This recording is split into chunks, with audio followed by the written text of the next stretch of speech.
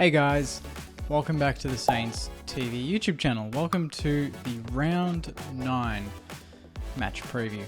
And it's a big one. It's a big one, Saints. We are off to South Australia. We're back at the Adelaide Oval and we're facing the Adelaide Crows, who are in 10th position on the AFL ladder. Although, to me, it doesn't really reflect how good they've been this season. Their last two games, they've played Collingwood and Geelong, two of the best teams in the competition. Collingwood, they probably should have beaten. They lost by a point, and then last week they went all the way to the Cattery, and we all know how difficult it is to win there. And they lost by about 4 goals, but still a very good performance again. So they're going to be back on their home deck, in front of their home crowd, where they've played so well all season. It's going to be a very difficult game. So for us, obviously, we're coming off the back of an interesting sort of a win against North Melbourne. Let's not talk about it too much. Let's just we'll just sweep it under the rug pretty quickly.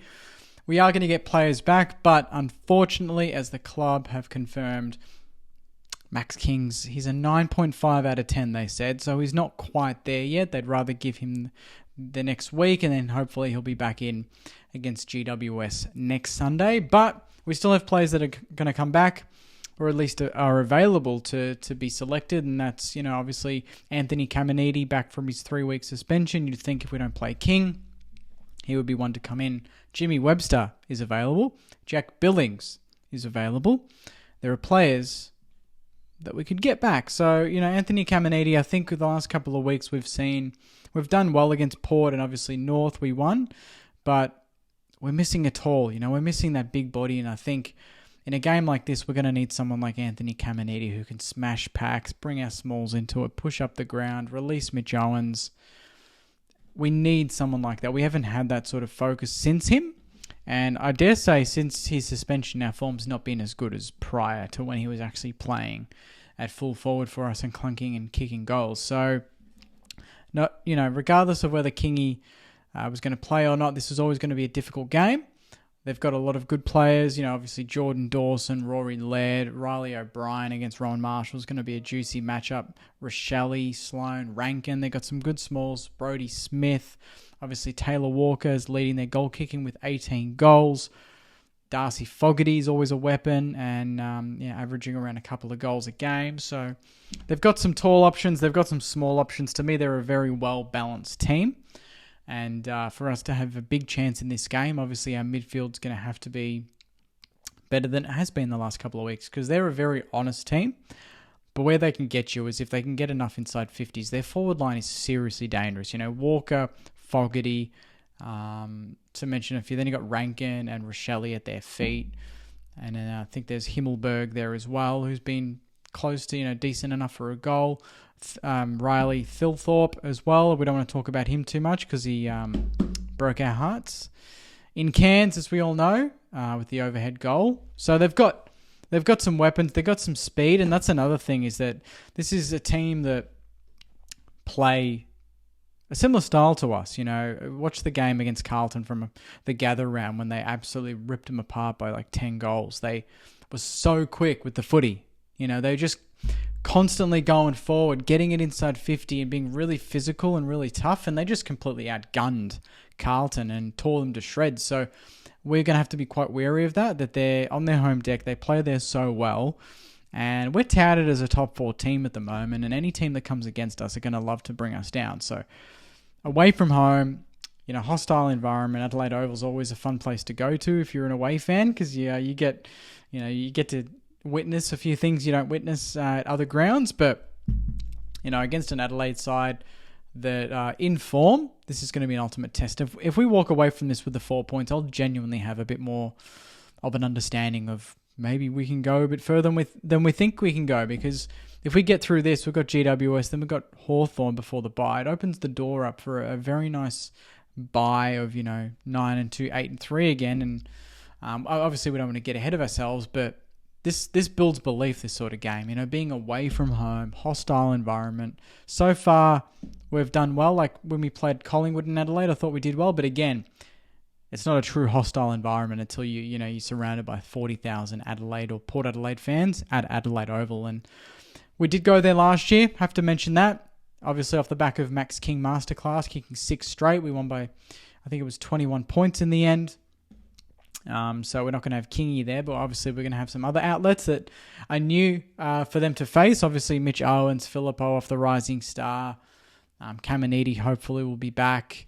Maybe Jimmy Webster, because they've got some good smalls, as I mentioned. And I think Ben Patton might need a chop out. I don't know if it'd be a straight swap because...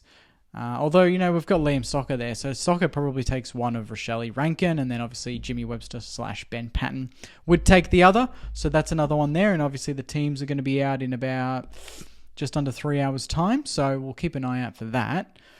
But when you look at team stats, you look at comparatively, we have a lot more of the ball. We kick the ball a lot more. We handball a lot more.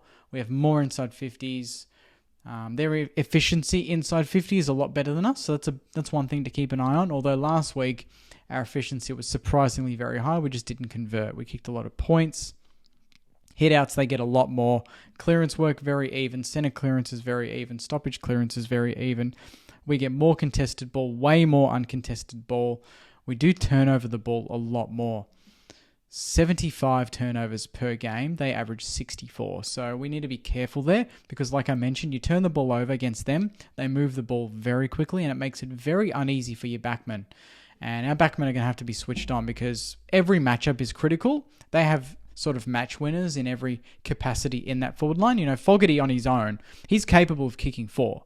Obviously, Walker, we don't need to talk about because he's destroyed us pretty much my entire life. And then they've got 2 smalls that are good for a couple of goals a game. So, obviously, we don't want to focus too much on what they can do and not on what we can do because at the other end, we've got Butler, Higgins, Owens, Caminiti. Hopefully, Marshall can get time there as well. Membry. So, we've got the tools there to kick a winning score, but it's all about the midfield. I say it every week, but it's so true, especially for us. We need to break even in the midfield. Jack Steele needs to play his best game of his season, for sure. Brad Crouch needs to be tough. Jade Gresham needs to be better. And that's, again, another topic of discussion, whether he plays this week. I think he will. He should be fine. We need that X factor. Even if he has a frustrating game, which he's had a couple this year, he's still capable of being a match winner in a tight game like this. So we definitely need him. All guns blazing. Mason Wood, Ronnie Burns, Naz. Sinks in the guts will help in this game, I think, just to add a bit of pace. Because I'm a bit weary that Adelaide... we've faced teams this year where they're either got really good outside sort of movement, but not so much inside, or just inside and nothing on the outside, and we can exploit that. Adelaide have a good balance. Very similar to us. Good inside balance, a lot of grunt, but if they get it on the outside, they move the ball quickly, and they can hurt you and isolate your defense. And we're at our best when we get time to defend and slow the game down. So if within the first 5 minutes I can tell that they're trying to play fast, but we're clogging it up in the midfield, forcing them down the line, repeat stoppages, and we're into the game there and it's low scoring in the first 10 minutes, that's when the game's on our terms. We'll know straight away, within the 10-minute mark, if the game's on our terms or if Adelaide are here to play and it's going to be a struggle. So I'm looking forward to this one. It's going to be a big test. I've had my eye on it for a couple of weeks now. I kind of saw the Port game and then the North game, but I really thought Adelaide, that's going to be tricky. That's the one game all season so far where I've gone, it's going to be tough. Even Collingwood, I thought, well, it's a free hit, so it doesn't really matter. This, it's travel. It's against a team that's physically imposing. They've got a lot of big players, but they can play fast. They kick a lot of goals. They're very attacking.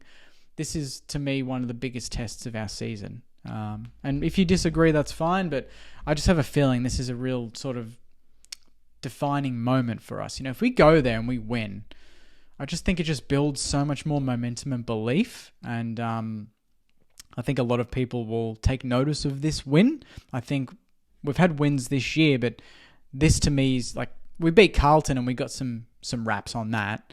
But to me, if we beat Adelaide in Adelaide after how well Adelaide have been going in Adelaide, I think that captures a few more people's attention, if that makes sense. So I'm looking forward to it. I think that we've got the tools to get the chocolates, as I say every single week, and I will until they prove me otherwise. But it comes down to that midfield battle, and if we can hold strong there, I think our defence can slow sort of the impact of their forwards down, and hopefully our forwards up the other end can get the job done without Max King. So I'll leave it there, saying as a nice short, sharp preview. The teams will be out in a couple of hours' time, so really looking forward to seeing who's in and who's out.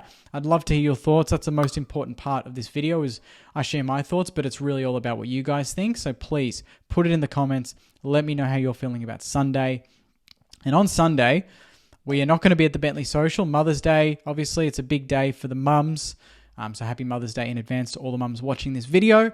But we are going to be at Moorabbin Social. We're going to be at RSEA Park, saying it's from 1 o'clock. I'm super excited. The club have invited myself, Joycey, and Marshy down to host the Saints Disco there, and it'll be just for this week at the moment. We'll be back at the Bentley Social for the GWS game in a fortnight's time. But just a quick note in case you were planning on attending, it is at RSEA Park from 1 p.m. So get down. There's going to be a raffle. There's going to be food and drink discounts. Obviously, the game on big screens. We're going to be there chatting to Sainers and having a good time. So if you want to come along, highly recommend it. There's a Facebook event. Make sure you RSVP on there. And we'll see you Sunday for a massive game, Sainers. I can't wait for this one. Slightly nervous, probably more so than previous weeks, but I backed the boys in. I think we've had a good break. And big opportunity to go 7-2. Wouldn't that be nice? Anyway, guys, take care of yourselves. Enjoy the rest of your week. And as always, go you mighty Sainers. See you Sunday, guys.